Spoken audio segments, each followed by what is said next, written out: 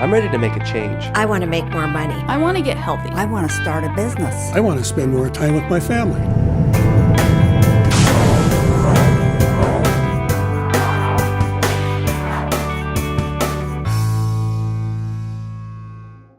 Hey, welcome to day 5. Yesterday we talked about 5 actions you need to take to connect emotionally with the importance of your own goals. How do you find the motivation to not only get started, but keep going when the going gets tough? We talked about the importance of identifying your motivations, recording them, prioritizing them, connecting with them, and then finally reviewing them on a regular basis. Now we need to put it all together. This is where the rubber meets the road. In the last 4 days, we've covered a lot of ground. We've talked about designing a breakthrough year and looking at the possibilities of what could be accomplished. We've closed the books on the past so that we can turn to the future. We've set SMART goals, goals that are really important to us. And then yesterday we found the internal motivations that keep us going when we want to quit. This is the time when we make it happen. This is the time that we focus on actually getting into motion. All that remains is to close your eyes and imagine that you're on a trapeze. And then it's time to jump. I like what the American naturalist John Burroughs said, leap and the net will appear. That's been my experience time and time again. The most important aspect of accomplishing big goals, of creating a breakthrough year, of having your best year ever, is to start. That's where it begins. You've got to start. Several years ago, I went to a Tony Robbins seminar, and I don't know what you think of Tony. I don't know if you've been to his seminar. I didn't know what to think, but I went, and on the first night, he began talking about having this firewalk experience. Maybe you've heard about this. I thought naively that he was just using a metaphor, that he was talking about, overcoming adversity and taking on big challenges and the obstacles that you face. But no, he was talking about a literal firewalk. And so that night at about midnight, I, along with about 1,500 of my best friends and Gail, went out and literally walked on coals of fire. This was 1,200 degrees. I didn't know why I didn't burn up. I didn't know why I didn't, do a face plant and melt, but I didn't. And I've researched this on the internet. I don't know why you're able to do this, but you are. Thousands of people have done this. But here's the one thing I know. Once I started, I figured it out. And that's the most important thing for you when it comes to a goal. You don't have to be able to see the end from the beginning. All you have to do is know the next step or the first step that you need to take. And it's kind of like walking in a forest at night. If you've got enough light to see the next few steps, you can get to where you need to go. You don't need to see the entire path. And in fact, you'll rarely see the whole path. If you have enough light for the first few steps, that's enough.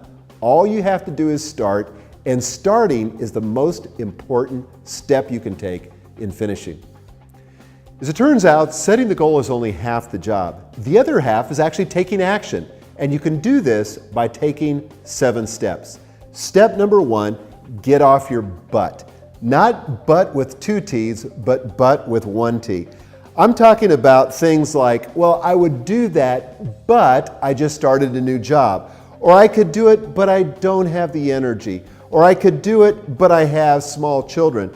Look, you've got to look where you are. Everyone has problems. Those problems can become excuses, but the difference between those that achieve their goals and experience their best year yet are the people that are willing to get off their butt and stop letting their circumstances be an excuse. Step number 2, don't overthink it. Extensive action plans are great if you're building a nuclear submarine or even if you're building a house, but when it comes to most goal setting, it just gets in the way. It becomes a fancy excuse, setting an elaborate action plan. It becomes a fancy excuse for procrastination. You don't want to do that, so you don't want to overthink it. Step number 3, you want to chunk down your tests. Remember we talked about incremental change over time and the importance of doing that? This is where you've got to really have the vision for incremental change. You've got to break it down to the next action. That's really all you need. This doesn't need to be complex. What's the next action you need to take? Then step number 4, get it on your calendar. This is probably one of the most important steps you can take. This is the difference maker for me because what it gets calendared gets done. If it doesn't get on your calendar, it's probably not going to happen. you're not going to probably accomplish it in the leftover time you have every day, because if you're like me, you don't have leftover time. So you've got to schedule it, you've got to make a commitment, and you've got to keep it. And that brings us to step number 5. You've got to honor your commitments. This may not be urgent, but it's important. Your goals have got to be meaningful to you. You've got to take them as more than a goal. They've got to be a commitment to change. And if you're honoring your commitments, you're going to say no to the things that aren't as important. So you've got to treat them like a commitment. And then step number 6, maintain forward momentum. You know, progress makes you feel good. When you accomplish a few of those steps, as you're beginning to roll forward, then it increases your momentum. This is why you can't afford to procrastinate.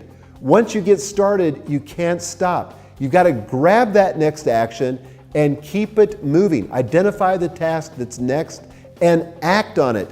And I try to do these first thing every day. I try to do my most important goals, the steps that lead to those goals, first thing, because I know as the day wears on, as I get fatigued, I'm more likely to be distracted, I'm more likely to be caught up in a reactive mode, and you can't afford that. You've got to do the next most important thing if you're going to maintain momentum. And that brings us finally to step number 7, celebrate your wins. You know, I struggle with this, but it's important. If you don't celebrate the milestones along the way, you won't keep the energy that you need to actually cross the finish line and accomplish your goals and have your best year ever. So take time to celebrate when you accomplish a milestone, whatever it may be. Celebrate. Bring your family in on it. Bring your friends in on it, and just have a blast. If you do these 7 steps, if you take them, you really can make it happen. Okay, that brings us to the action plan. You know the drill. This is the most important part of what we do every day. And this is the most important action plan of all, because this is where you make it happen. I want you to take out your study guide, take out a pen, and I want you to write down your answer to these questions or record these steps. Number 1, identify the next action for each of your goals. Again, you don't have to have an elaborate action plan. All you need is the next action you need to take to move toward the goal that's important to you. Number 2, schedule a month's worth of appointments on your calendar to work on your goal. I'm telling you, this is gold. This is the difference maker. Put an appointment with yourself. I used to call this time in the alone zone, time when I was going to work on my most important priorities, my goals, so I could move toward them and not be caught up in what's reactive. And then third, schedule a regular time to review your progress. I typically do this once a quarter. You may do it once a month. You may even do it once a week. But get these on your calendar, because what gets calendared is what gets done. And then the fourth part of your action plan is, if your progress is slower than you would like, I want you to ask this question: what's holding me back? Identify that obstacle and get it out of the way. So there you have it. You're well on your way to accomplishing your best year ever. I don't think you're here by accident. I don't think you bought this course by accident. There's something big here at stake for you. And I want you to achieve it this year. I really want you to experience what it's like to experience your best year ever. I'm counting on you. Other people are counting on you. Don't let us down. Go make it happen. I'm ready to make a change. I want to make more money. I want to get healthy. I want to start a business. I want to spend more time with my family.